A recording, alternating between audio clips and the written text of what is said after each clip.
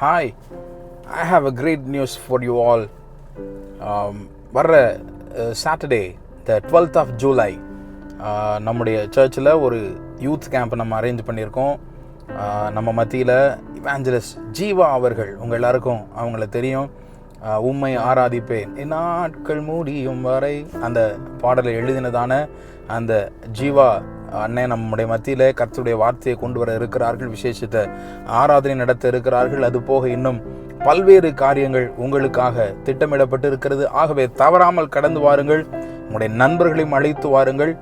ஜூலை 12 சனிக்கிழமை காலை 9 மணிக்கு நம்முடைய பெத்தேல் ஏஜி சபையில் வைத்து, திருமங்கலம் பெத்தேல் ஏஜி சபையில் வைத்து அந்த வாலிபர் முகாம் ஆரம்பமாக இருக்கிறது.